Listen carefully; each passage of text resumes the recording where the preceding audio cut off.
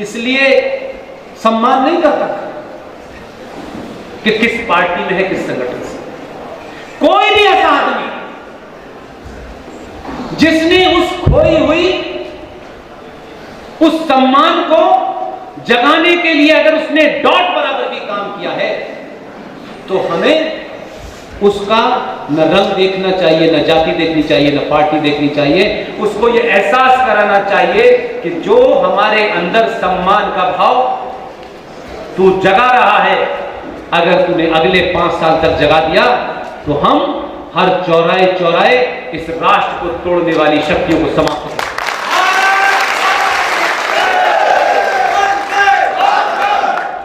2014 में एक छोटा सा ऑर्डर आया, सिर्फ एक सरकारी ऑर्डर आया, और आपने उसे 90% लोगों ने सुना नहीं, और जो 99% नहीं सुनते वो बात में पहले सुनता। उस आदमी ने एक सरकारी आदेश, सिर्फ छोटा सा, उसके लिए लोकसभा राज्यसभा का अधिवेशन नहीं बुलाना था। उसने ये कहा कि भारत में आप अपने डेट ऑफ बर्थ और आप किसकी संतान हैं, इस सर्टिफिकेट को आप खुद सत्यापित करिए। किसी मजिस्ट्रेट के पास जाने की जरूरत नहीं है। कोई कमाल का ही होगा जो अपने बाप की जगह किसी दूसरे का बाप का नाम लेते हैं। और उस ऑर्डर ने आपको उस बोध, उस कुंठा से बाहर निकाल दिया कि मेरा सर्टिफिकेट कोई मजिस्ट्रेट करेगा जो अंग्रेज बना गए थे, और उनके जाने के बाद 2014 तक आपका सर्टिफिकेट आपके पिताजी का नाम वो सत्यापित करता था जो आपको जानता था। एक छोटी सी बात से कितना बड़ा था। इसलिए मैं मानता हूं कि एक नहीं बहुत सारी बातें हैं। यहां कोई पार्टी ने, कांग्रेस होगा, कोई बीजेपी होगी, लेकिन हम एक कॉमन इतिहास पढ़ रहे हैं। आपको जरा सा बताऊं तो आपको मजा आएगा, और पूछिएगा उन लोगों से जिनकी संतानें आजकल जो है वो जाने क्या क्या तरीके के तर्क दे रही है, और आपको लगता है कि यार ये तो बड़े ज्ञानी लोग हैं। ये मैंने लिख इसलिए लिया है ताकि कभी मुझसे गलती ना हो जाए, क्योंकि वो 2-3 चीजें ऐसी हैं जिससे कि आपको सही बात पता चल जाए। कांग्रेस पार्टी कब बनी? कब बनी कांग्रेस पार्टी? है 1885। ठीक है। कांग्रेस पार्टी क्यों बनी जी? सच बोलिए यार। देश को आजाद कराने के लिए। क्या चीज, क्या कह रही है? नहीं, मैं आपको देखिए नहीं, वो आपका इंटरप्रिटेशन है। मैं इंटरप्रिटेशन पे नहीं जाता, इसलिए मैंने कहा तथ्यों पे बात करिए। उससे आसानी होती है कि कहते हैं कि कोई आपसे सवाल नहीं करता। कांग्रेस पार्टी से मेरा कोई झगड़ा नहीं है। ये इतिहास में हमें पढ़ाना पड़ता है, और इतिहास में अगर कोई सवाल पूछे तो आपको ये जवाब लिखना पड़ता है। लेकिन अपने आप से जरा थोड़ी देर के लिए पूछिए, अंग्रेजों ने हमारे ऊपर राज किया, राज कर रहे थे, हमें गुलाम बनाया अंग्रेजों ने, और 1885 में भी अंग्रेज थे कि नहीं थे साहब? लेकिन आपने कभी नहीं ये सुना है कि एक अंग्रेज आपको गुलाम बना रहे हैं, और उन्हीं अंग्रेजों ने जिसे आपको गुलाम बना रखा है वही आपसे कह रहे हैं हम तुम्हें आजाद कराएंगे। और 1885 में शोभाजी उत्तर प्रदेश में एक जिला, यहां के लोग उस जिले को जानते होंगे। उस जिले का नाम है इटावा। इटावा का नाम आते ही आप लोगों को चमक आ गई, क्योंकि इटावा में एक सैफई गांव है, वहां डांस हुआ करता। वो एक अलग बात है, मैं आपको रिफ्रेश में, ताकि आप फ्रेश रहें थोड़ा। मेरा वो मुद्दा नहीं है, वो पार्टी का मामला जो है। इटावा का एक कलेक्टर था, वो अंग्रेज कलेक्टर था, और पूरे सोच समझ करके 1857 में, जिसका जिक्र अभी शोभा जी ने करा कि 1857 का जो क्रांतिवीर था, जो मेरठ का मामला था, उस मंगल पांडे को आपकी धरती पे फांसी दी गई।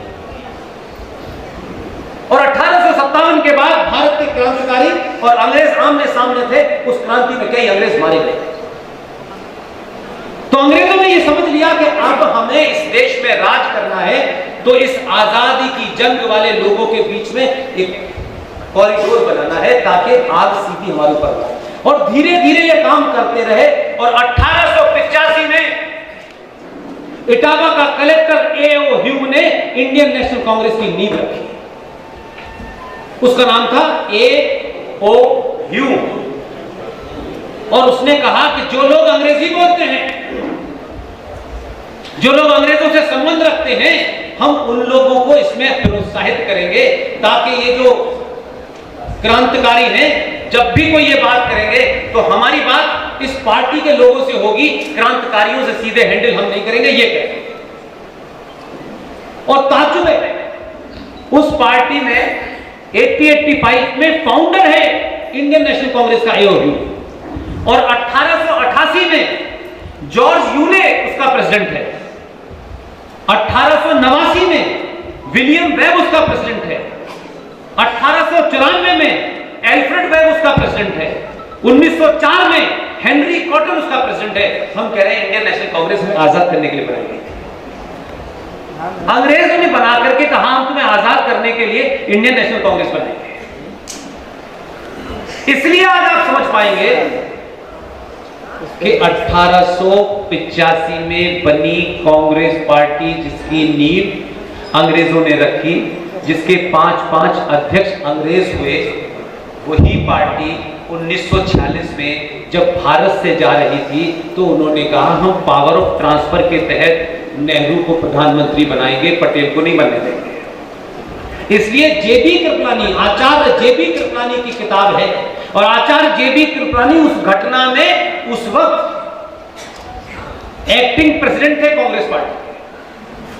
आचार्य जेबी कृपलानी उस घटना के गवाह हैं, जिस घटना में कांग्रेस पार्टी के अध्यक्ष का चुनाव होना था। 15 प्रोविंशियल असेंबली से जो वोट डाले गए, जब वोट खुले तो फूल वाले चाचा को एक भी नहीं मिला, और 14 में से 12 वोट पटेल को मिले, 1 कृपलानी को मिला और 1 किसी और साहब को मिला। लेकिन हिंदुस्तान में आज चर्चा होती है कि ईवीएम हैक कर ली। ये तो 1946 में हैक हो गई।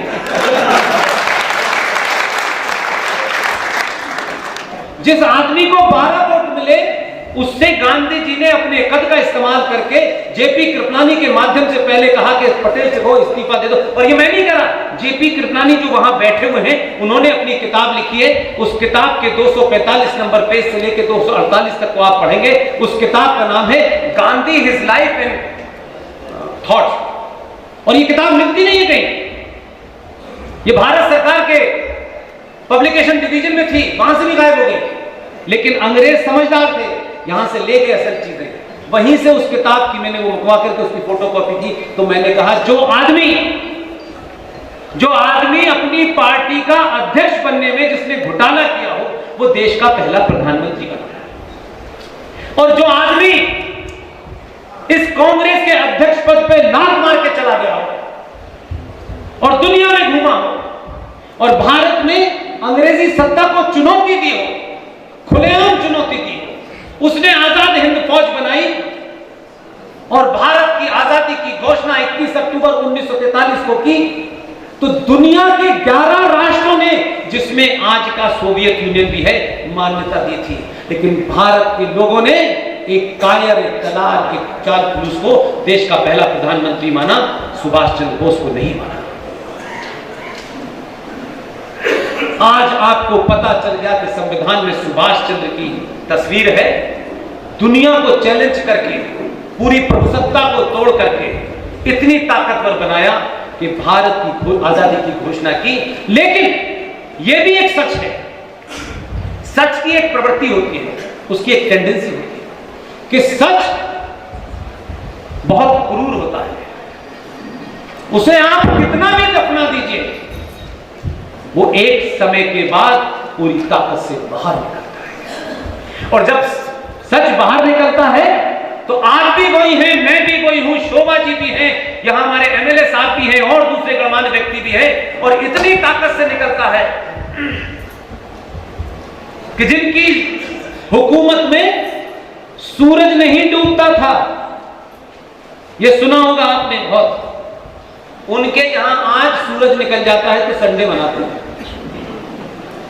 इसलिए जब आप सच बोलते हैं, अपने निजी स्वार्थों से ऊपर उठते हैं, तो कौन सी ऐसी ताकत है कि पिछले 7 साल से हमारी टीम एक ही एजेंडे को लेकर चल रही थी। उसमें किसी को एमपी की टिकट और पद्मश्री नहीं दिलवाना था, ना ऐसे किसी पुरस्कार की हमको आवश्यकता है, और पूरी ईमानदारी से देश के प्रधानमंत्री को बाध्य किया। और प्रधानमंत्री ने सुभाष चंद्र बोस से जुड़ी वो तमाम सारी फाइलें जो गुप्त खजाने में रखी हुई थी, उनको डीक्लासिफाई कर दिया। वो तथ्य सारे सामने आ गए, देश को खुल के बताया, और उसका असर क्या हुआ? हमने कोई मांग नहीं रखी, हमने सिर्फ इतनी मांग रखी कि भारत की प्रभुसत्ता, जिसे लुटियन जोन कहते हैं, जहां राष्ट्रपति निवास है, जहां संसद है, जहां राजपथ है, जहां इंडिया गेट है, जहां अमर जवान ज्योति जल रही है, उसी ज्योति के सामने एक छोटी सी कनोपी थी। आप में से बहुत सारे लोगों को नहीं पता, उस कनोपी के नीचे 25-30 साल पहले तक और 10-20 साल जोड़ लें, आजाद हिंदुस्तान जिसे आप आजाद कहते हैं, इस ट्रांसफर ऑफ माध्यम के मामले से ऐसे सत्ता पे दलाल बैठे थे कि उस कनोपी में, उस छतरी के अंदर जॉर्ज पंजम की मूर्ति लगी हुई थी। हम आजाद थे, जॉर्ज पंजम की मूर्ति लगी हुई थी, जिसने इस देश के संस्कृति को रौंदा, आर्टिफिशियल इस देश के अंदर, कृत्रिम तरह से इस देश के अंदर बहुत सारे, क्या बोलते हैं उसको, फेमीन क्रिएट कर दिया। हजारों करोड़ों लोग, दुनिया का पैसा और गेहूं इंग्लैंड भेज दिया गया, और बंगाल में बहुत बड़ा एक फेमीन बनाया गया, आर्टिफिशियल। इसलिए मैं आपसे कहना चाहता हूं कि जैसे ही आपके अंदर बोध होगा, ये राष्ट्र जग जाएगा। ये राष्ट्र न जगे, इसलिए तरह तरह के प्रकंप हो रहे हैं, इतने इसके पीछे खेल होने में लगे हुए हैं, बाहर से अंदर से। इसलिए कुछ शाहीन बाग को बैठ के डरा रहे हैं, कुछ किसानों में से बैठ के डरा रहे हैं। उनका एजेंडा वो नहीं है जो प्रधानमंत्री के पद पर बैठा है, उनका एजेंडा है, क्या वजह है कि हमारे देश में किसान बैठते हैं और कनाडा का प्रेसिडेंट कहता है कि ये अपने अधिकारों की मांग करते हैं। तुमसे क्या मतलब? दुनिया नहीं चाहती कि आप अपने खोए हुए उस सम्मान को प्राप्त करें। आपके अंदर अपनी संस्कृति के प्रति एक बोध हो, सम्मान का बोध हो, आपको अपने होने पे घमंड होने लगे, ये दुनिया नहीं चाहती, बहुत सारी ताकत नहीं चाहती। इसलिए किसान आंदोलन भी हो रहा है, इसलिए इस देश के अंदर शाहीन बाग भी हो रहा है, इसलिए हर दिन किसी चौराहे पे कभी हिजाब पे झगड़ा है, कभी 3 तलाक पे झगड़ा है। ये इसलिए नहीं हो रहा है कि किसी का सत्ता में विरोध करना है, इसलिए हो रहा है कि जो सत्ता में बैठा है उससे इस देश के लोगों को अपने होने का बोध होना शुरू हो गया। इसलिए वो आपको डराना चाहते हैं, आपको चाहते हैं कि डर के मारे आपका आदमी भाग जाए। इसलिए वो ताकतें जाति के नाम पे, मजहब के नाम पर तरह तरह के परपंच करके आपकी इस धारा को रोक देना चाहते हैं।